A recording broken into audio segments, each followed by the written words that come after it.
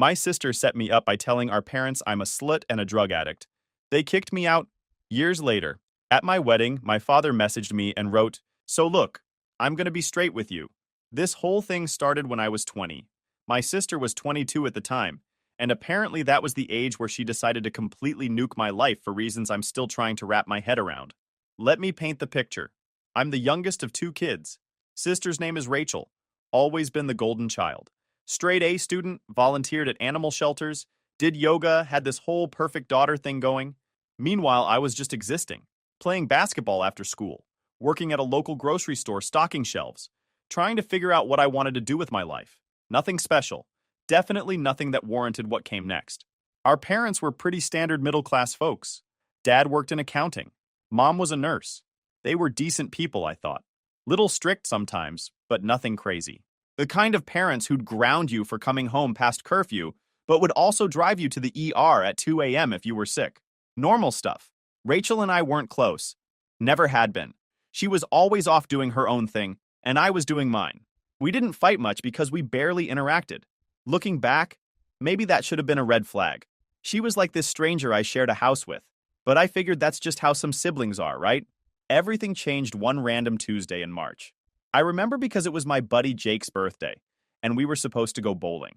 Instead, I came home from my shift at the store around 7 p.m. to find both my parents sitting in the living room with these stone-cold faces. Rachel was there too, sitting on the couch looking like she'd been crying. My dad told me to sit down. That's never a good sign. I sat on the chair across from them and waited. Mom wouldn't even look at me, just stared at her hands. Rachel was doing this thing where she'd glance at me and then look away real quick, like she couldn't stand to see me. Then my dad just came out with it. He said Rachel had told them everything, that I'd been bringing girls home when they weren't around, that I'd been using drugs, that our neighbor had called Rachel concerned because she'd seen suspicious people coming and going from the house, that Rachel had found substances in my room, that I'd stolen money from them to pay for my habits. I just sat there thinking this had to be a joke. Like any second someone was going to start laughing and tell me it was a prank. But nobody was laughing. My dad kept going, saying they were disappointed in me, that they didn't raise me to be like this, that they were worried about what I'd become. I finally found my voice and told them none of that was true. Not a single word. I'd never done drugs in my life.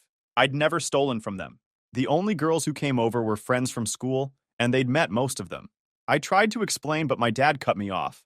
He said Rachel had proof. She'd taken pictures, apparently. She had dates and times written down. That's when Rachel pulled out this little notebook, started reading off these entries. March 3rd, came home and smelled strange substances in the hallway. March 10th, found suspicious residue in bathroom. March 15th, noticed money missing from cookie jar. On and on. All complete fiction. But she'd written it down like some kind of evidence journal, and my parents were buying every word. I asked to see what she supposedly found in my room. Rachel said she threw it away because she didn't want it in the house. Convenient. I told them to search my room right now. Go ahead. Check everything. But my dad said that wasn't the point. The point was I'd violated their trust. That even if there wasn't physical evidence anymore, Rachel's word was enough. That stung. Rachel's word was enough. But mine wasn't. My mom finally spoke up. Asked me why I'd do this to the family. Why I'd throw my life away. She actually had tears in her eyes. I felt like I was in an alternate reality. Everything they were accusing me of was completely made up, but they believed my sister without question. Didn't even consider for a second that maybe she was lying. I tried again to defend myself. Told them this was insane. That Rachel was making everything up. I don't even know why. But the more I pushed back, the angrier my dad got. He said addicts always deny everything. That I was just proving his point. That I needed help, but he couldn't help someone who wouldn't admit they had a problem. Then he told me I had until the end of the week to find somewhere else to live. Just like that. 3 days to pack up and get out. I was being kicked out of my own home because of lies. I looked at Rachel, and she had this expression I'll never forget. Not smug exactly. More like resigned. Like she'd done what she had to do, and now she was just waiting for it to be over. I asked her why she was doing this. She didn't answer. Just looked down at her notebook. My mom told me not to blame Rachel. That this was my own fault. That Rachel had tried to help me by keeping quiet for weeks, but she couldn't watch me destroy myself anymore. What a hero. The next 3 days were a blur. I called everyone I knew trying to find a place to crash. Most of my friends still lived with their parents and couldn't help. I finally got hold of my buddy Ethan, who just rented an apartment near the community college. He said I could sleep on his couch until I figured things out. I packed everything I could fit in my car: clothes, laptop, some books, my basketball. Left behind most of my childhood. My parents didn't speak to me those 3 days. They'd leave the room when I walked in, like I was already gone. Rachel stayed in her room mostly. I tried to confront her once, knocked on her door, asked her what her problem was. She opened the door just a crack and told me I should have been more careful. More careful about what? I wasn't doing anything. She just closed the door in my face. On my last day there, I left my key on the kitchen counter. My mom was making coffee. I told her I didn't do any of the things Rachel said, that I hoped one day she'd realize that. She didn't respond, just kept pouring her coffee like I wasn't even there. I walked out and drove to Ethan's place. Living on Ethan's couch was rough. The guy was cool about it, but I could tell it was cramping his style. Plus, I felt like garbage. Here I was, 20 years old, homeless, because my own family believed lies about me. I kept my job at the grocery store, but started picking up extra shifts whenever I could. Saved every dollar. Skipped meals sometimes to make rent money stretch further. Started buying the cheapest everything. Generic brand cereal. Day-old bread from the bakery section. Learned real quick how to live on basically nothing. Ethan was finishing up his last year at community college and had his own routine. I tried to stay invisible. Would wake up early before he got up, fold my blankets, stash them in the corner. Came home late after he'd already eaten dinner. Showered at odd hours, used the bathroom when he wasn't around. Tried not to be a burden even though just existing there felt like I was in the way. Sleeping on that couch messed with my back. Woke up sore every morning. The couch was old and lumpy and too short for my height. I'd curl up weird and then spend the first hour of work trying to stretch out the kinks, but I didn't complain. Ethan was doing me a solid, and I wasn't about to make it harder for him. My parents didn't call. Not once. I thought maybe after some time they'd calm down and want to talk. Realized this whole thing was extreme. But weeks went by and nothing. My phone was silent. I tried calling a few times. Dad wouldn't pick up. Mom picked up once and just said she needed space to process everything, and then hung up. That messed with my head more than I expected. Like, your kid is homeless and you need space? Space from what? The kid you just threw out? I kept replaying that conversation in my mind. She'd sounded tired, frustrated, like I was the one causing problems by calling, not like she was worried about where I was sleeping or if I had food. Just needed space. Cool. Great parenting. I'd lie on that couch at night, staring at the ceiling, thinking about how fast everything had changed. One day I had a home and family. The next day, I had a couch and a trash bag full of clothes. All because Rachel decided to make up some story. I still couldn't figure out why. What did she gain from it? Was she jealous of something? Did I do something to upset her without realizing? Or was she just bored and decided to blow up my life for entertainment? The worst part was the rumors. Somehow word got around that I'd been kicked out for drugs. I don't know if Rachel told people or if my parents mentioned it to neighbors or what, but suddenly people I'd known for years were looking at me different. Couple of regulars at work made comments. One lady I'd helped for months stopped shopping during my shifts. Jake asked me straight up if the rumors were true. I told him no, but I could see doubt in his eyes. After 2 months on Ethan's couch, I found a room to rent in a house with 3 other guys. It was cheap, and the landlord didn't ask too many questions. The room was barely bigger than a closet, but it was mine. I kept working at the store and started taking online classes for an associate's degree in business management. Figured I needed something more than high school if I wanted to make anything of myself. Here's where things get interesting. About 6 months after I got kicked out, I was at the grocery store during a shift. I was stocking the cereal aisle when I overheard these 2 women talking. They were around my mom's age. I wasn't really paying attention until I heard Rachel's name. One woman was saying how worried she was about her daughter hanging around with Rachel, that Rachel had gotten into some trouble recently. The other woman agreed, said she'd heard Rachel had been caught shoplifting from a boutique downtown. Said the store didn't press charges because Rachel's parents begged them not to. Said it wasn't the first time either. I froze. Kept my head down, but listened hard. First woman said she'd heard Rachel had some kind of issue with lying, that she'd made up stories about people before, that Rachel's college roommate had moved out because Rachel told people the roommate was stealing from her when it wasn't true. Second woman said her sister's daughter went to high school with Rachel, and there'd been drama there too. Something about Rachel spreading rumors that turned out to be completely false. They moved on down the aisle, and I just stood there holding a box of cornflakes. Rachel had a history of lying. My parents must have known, or at least suspected. But when she pointed the finger at me, they didn't even question it. They just chose to believe her and throw me out. I wanted to chase down those women and ask for more details. When did this happen? Who else knew? Did my parents know before they kicked me out? But that would have been weird, and I was working. So I just finished stalking and spent the rest of my shift thinking about it. That night on Ethan's couch, I couldn't sleep. My mind was racing. If Rachel had a pattern of lying, if people in town knew about it, then why did my parents believe her so easily when she accused me? Did they actually believe her? Or did they just want an excuse to get rid of me? That thought hit different. What if this whole thing had nothing to do with drugs or girls or any of that? What if they just didn't want me around anymore and Rachel gave them an out? I spent weeks turning that over in my head, analyzing every interaction I'd had with my parents before everything went down, looking for signs I'd missed. Maybe they'd always resented having a son? Maybe Rachel was always their favorite, and they were just waiting for a reason to pick her over me. Maybe I'd been fooling myself thinking we were a normal family.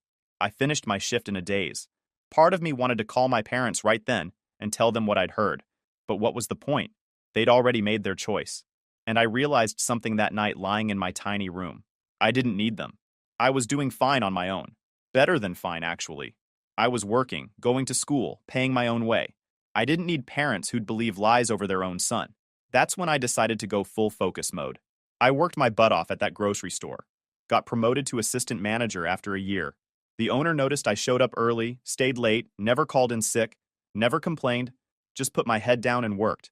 He told me I reminded him of himself when he was young, gave me more responsibility, let me handle scheduling, inventory orders, employee issues, used the tuition reimbursement program they had to finish my degree faster, took classes online whenever I had free time, would study during lunch breaks, stay up late working on assignments, finished my associate's degree in business management in under 2 years.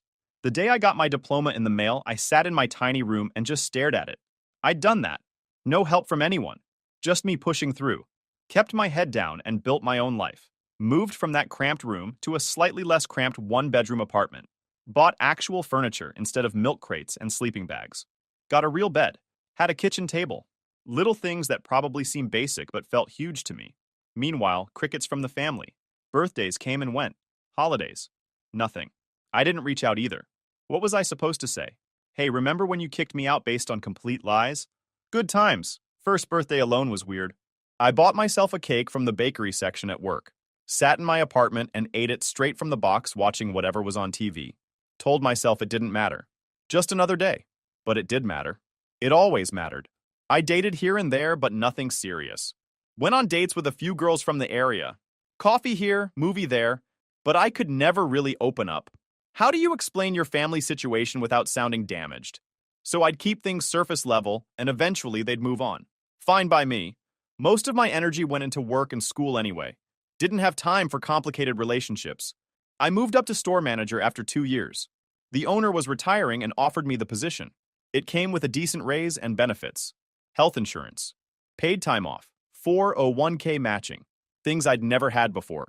The pay was decent, and I finally felt like I was getting somewhere. Moved into my own one-bedroom apartment in a nicer part of town. Nothing fancy, but it had a dishwasher and my own parking spot, and that felt like success. Had a little balcony where I'd sit some mornings with coffee. Watch the sun come up. Feel like maybe I'd actually made it. Around this time, I met Lisa. She worked at the bank next to the grocery store. She'd come in during her lunch break, and we'd chat. Started casual. She needed help finding something, and I'd walk her to the aisle. Then she started coming in more often, even when she didn't need anything. We'd talk by the produce section. She made me laugh. Had this dry sense of humor that caught me off guard. Would make these comments about the weird customers or the overpriced organic stuff, and I'd just crack up. She was funny, smart, didn't take life too seriously. Never seemed to care that I was just a store manager. Didn't ask why I wasn't in some fancy job or why I drove an old car. Just liked talking to me. That was new. We started getting coffee on my breaks. Then she asked if I wanted to grab dinner sometime. Actual dinner, not just coffee. I said yeah, without even thinking about it. Our first real date was at this Italian place near her apartment. Nothing expensive, but the food was good. We talked for 3 hours, about everything. She told me about her family, her job, her dreams of maybe traveling someday. I told her about work and school and my apartment with the balcony. Didn't mention my family? Wasn't ready for that conversation yet. We started seeing each other regularly. She'd come by the store during her lunch break, and we'd eat together in the break room. I'd pick her up after work, and we'd drive around, get food, talk. She was easy to be with. Didn't demand constant attention or get mad if I had to work late. just fit into my life like she'd always been there. After a few months, I knew I had to tell her about my family situation. We were getting serious, and she'd started asking when she could meet my parents. I kept making excuses. They're busy. We're not close. They live far. Finally, one night we were at my apartment, and she asked point blank what the deal was. So I told her the whole story: Rachel's accusations, my parents kicking me out, the 5 years of silence, everything. I was nervous. Would she think I was lying too? Would she think there must be some truth to it if my own parents believed it? But she just listened, asked a few questions, then said any family that would do that wasn't worth my time. That's when I knew she was different. She didn't doubt me, didn't ask if maybe I'd done something to deserve it, just believed me, accepted that my family had failed me and moved on. She said her family was my family now if I wanted, that her parents would love me, that I didn't need people who'd thrown me away. I met her family a month later. Her parents lived about an hour away in this nice suburban neighborhood. Her dad, Greg, shook my hand, asked about my job, seemed genuinely interested. Her mom, Patricia, hugged me like she'd known me forever. They had me over for Sunday dinner, made pot roast and mashed potatoes, sat around the table talking and laughing. It was so normal it almost hurt. This was what family was supposed to be like. Lisa's younger brother Sam was there too. College kid, into video games and comic books. We hit it off talking about basketball. He invited me to come watch games with him sometime. Patricia kept making sure my plate was full. Greg asked if I needed help with anything at work or around my apartment. They just folded me in like I'd always been part of the family. After dinner, Patricia pulled me aside, said Lisa had told them about my situation, that she was sorry I'd gone through that any son of Lisa's was a son of theirs. I almost cried right there in her kitchen. This woman I'd known for 3 hours was offering me more support than my own parents had given me in years. From then on, I was part of Lisa's family. Sunday dinners became a regular thing. Holidays at their house. Birthday celebrations. Patricia would call me just to check in. Greg would text me articles about managing businesses or ask my opinion on stuff. Sam would invite me to concerts or games. They included me in everything. Never made me feel like an outsider or a charity case. Just treated me like family. 3 years after getting kicked out, I proposed to Lisa. We were at this park where we'd had our first real date. Nothing dramatic. Just asked her if she wanted to make this official forever. She said yes before I even finished the question. We decided on a small wedding, her family and our friends. That was it. I didn't plan on inviting my parents or Rachel. Why would I? They'd made it clear I wasn't part of their family anymore. Lisa's parents were great. Her dad helped me pick out the venue. Her mom went dress shopping with Lisa and kept sending me pictures, even though I wasn't supposed to see the dress. They treated me like I'd always been part of their family. That's what family was supposed to be like. We set the date for September, booked a nice spot at this garden venue outside the city. Nothing huge, maybe 60 people. Lisa handled most of the planning because I was still working full-time. We were paying for everything ourselves. No help, no loans, just our savings and smart budgeting. 2 months before the wedding, I got a friend request on social media. My dad. I stared at it for a solid 10 minutes. Just his name and profile picture. Him and my mom on some vacation. They looked older. Dad had more gray hair. I let the request sit there for a week before I finally accepted it out of curiosity more than anything else. Nothing happened at first. Then a few days later, I got a message. It was long. Started with "Hi son." That alone was weird. 5 years of silence. And suddenly "Hi son," like we'd just talked yesterday. The message was basically him saying he'd been thinking about me, that he and mom had been talking about reaching out, that Rachel had moved out, and they'd been reflecting on things, that they realized they may have been too harsh, like they'd grounded me instead of kicking me out of my life. He said they'd love to reconnect, maybe get coffee and talk. He mentioned he'd heard through the grapevine that I was engaged. "Congratulations," he wrote. "We'd love to be there if you'd have us." I read that message probably 20 times. Each time I got more irritated. No apology, no acknowledgement that they'd completely destroyed our relationship over lies. Just this casual "we've been thinking about you" like they'd been busy and forgot to call. I didn't respond. Showed Lisa the message. She read it and raised an eyebrow. Said it was up to me, but reminded me that these people chose to believe the worst about me without even giving me a fair shot. That they'd let 5 years go by without checking if I was alive. That if I did let them back in, I should be ready for more disappointment. She was right. But I also couldn't stop thinking about it. Part of me wanted to write back and tell them exactly what I thought of their too harsh comment. The other part wanted to just block them and move on. I compromised. I didn't respond, but I didn't block them either. Just left it on red. A week later, my mom sent a message. Similar vibe. Lots of we miss yous and we'd love to seize. Said she'd spoken to Rachel, and Rachel felt terrible about everything. That Rachel had grown up a lot. That maybe we could all sit down as a family and work through things. That made me laugh. Rachel felt terrible. Sure she did. Felt so terrible she hadn't reached out once in 5 years. Hadn't sent a single message saying, hey, maybe I exaggerated. No. Now that I was getting married and probably looked successful, suddenly everyone felt terrible. I was venting to one of the guys I worked with, Anthony. He'd been there when I first got promoted to assistant manager. Knew my whole story. He listened and then asked me one question. What do you actually want here? Did I want them at my wedding? Did I want a relationship with them? Or did I just want them to acknowledge they screwed up? Honestly, I didn't know. I'd spent 5 years building a life without them. I had Lisa, her family, good friends, a solid job. I didn't need them. But maybe some part of me wanted them to see what I'd built. To see that I'd made it without them. That their golden child Rachel wasn't the only one who could succeed. But that felt petty. I told Anthony that, and he shrugged. Said sometimes petty is valid. Said they'd hurt me badly. And if I wanted them to see that I'd thrived despite them, that wasn't wrong. But I should be honest with myself about what I wanted. I thought about it for days. Finally decided to respond. Kept it simple. Told Dad I appreciated him reaching out. That I'd thought about it and wasn't ready to reconnect. That I had a life now, and I was happy. That I hoped he and Mom were doing well, but I needed to focus on my future. Didn't mention the wedding specifically. Dad wrote back almost immediately. Said he understood, but hoped I'd reconsider. That they really wanted to be part of my life again. That they'd made mistakes, but family was family. He ended with, please think about letting us come to your wedding. It would mean everything to your mother. There it was. The wedding. Of course, that's what this was really about. They'd heard I was getting married and suddenly wanted back in. Probably didn't want to look bad to relatives or neighbors when people asked where they were in the photos. Or maybe they genuinely felt guilty. Hard to say. I showed the message to Lisa again. She made a face. Said if I wanted them there, she'd support me, but personally, she thought they'd lost the privilege of being at important moments in my life. That they'd missed 5 years and didn't get to just waltz back in because it was convenient. Lisa's dad had a different take. He said sometimes people realize too late what they've lost. That parents aren't perfect and maybe they genuinely wanted to make amends. But he also said I should trust my gut. That if something felt off about their timing, I was probably right. I decided to call Jake. We'd stayed friends through everything and he'd been straight with me from the start. He picked up on the second ring. I told him about the messages. He was quiet for a minute, then said, remember when you tried to tell them the truth and they wouldn't listen? Remember when you needed them most and they kicked you out? Those things happened. You don't owe them anything. That settled it. I wrote back to my dad one more time. Told him I'd made my decision.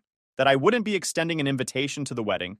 That Lisa and I wanted to keep it small and personal with people who'd been there for us. That I wished them well, but I'd moved on. Sent it before I could second guess myself. The response came an hour later. This time it was longer. Dad said he was disappointed. That he'd hoped I'd be more mature about this. More mature. I almost laughed. He said family was supposed to forgive. That holding grudges was unhealthy. That they'd only done what they thought was best at the time.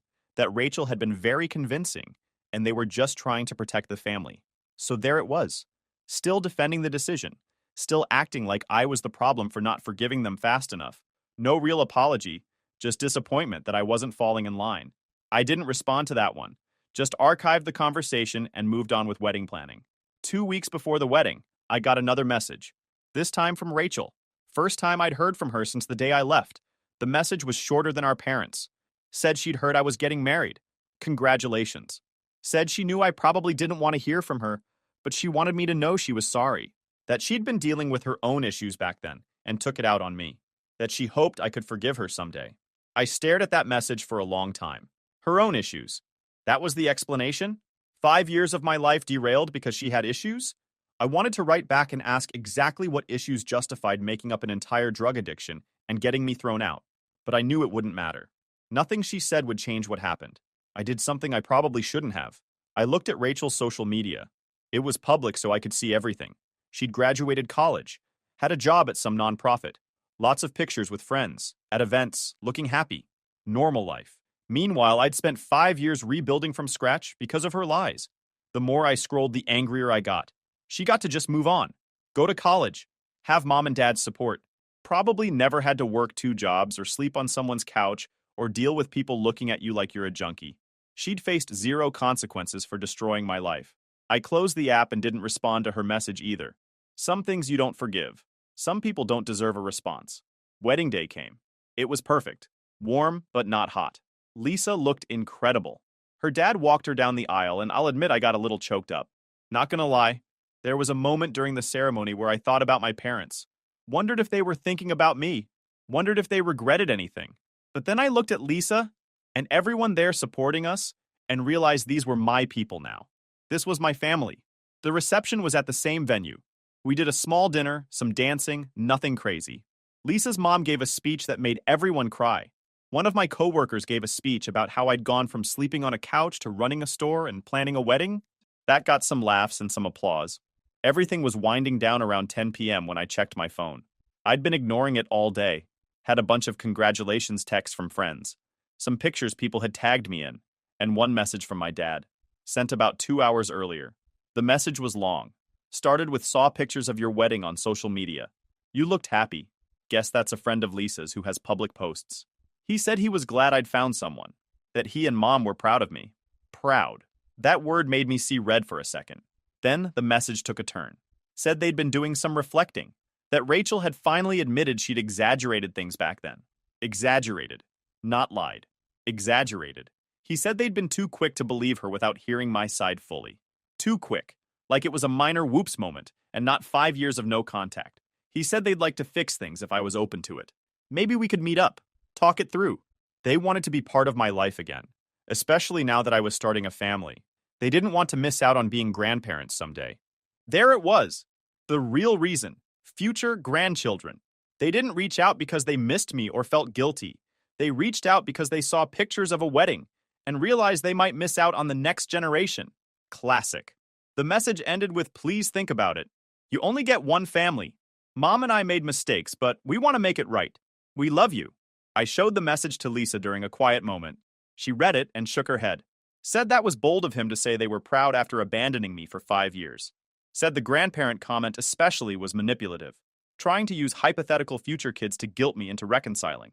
I agreed, but I'd be lying if I said it didn't mess with my head a little. They were still my parents. Part of me still wanted them to acknowledge how badly they'd screwed up, to really apologize. But this message made it clear that wasn't happening. They'd reframed the whole thing as a misunderstanding. Rachel exaggerated. They were too quick. Just unfortunate circumstances that no one could have predicted. I spent the rest of the reception thinking about what to say back. Should I write a long message explaining exactly how their choices had affected me?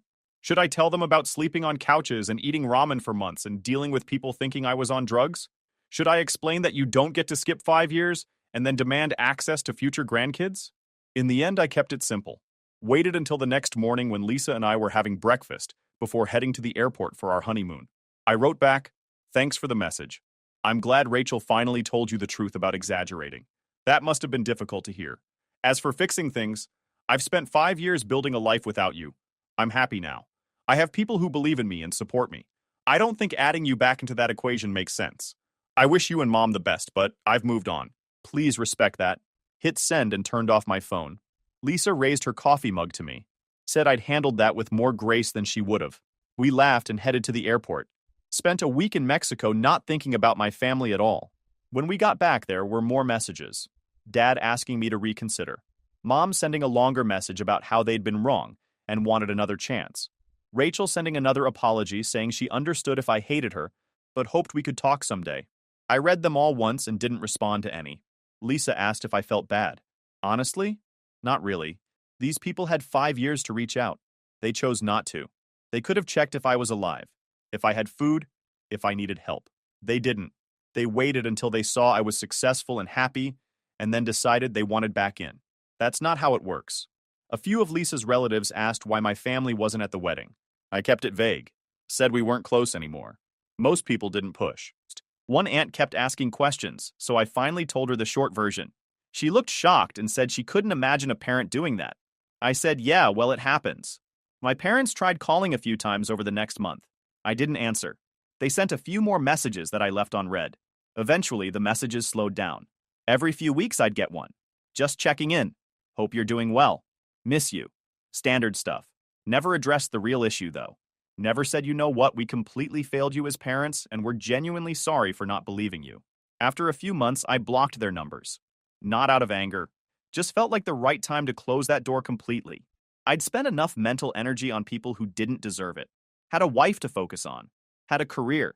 Had plans for the future. Last I heard through mutual connections, Rachel moved to another state for work. My parents are still in the same house. They apparently tell people they have a son who lives nearby, but they're not close. Nearby. I live 2 hours away. But I guess that's easier than explaining they kicked their son out over lies, and he wants nothing to do with them. If you enjoyed this video, please hit that subscribe button. It really helps the channel and help us bring you more and better stories. Thanks.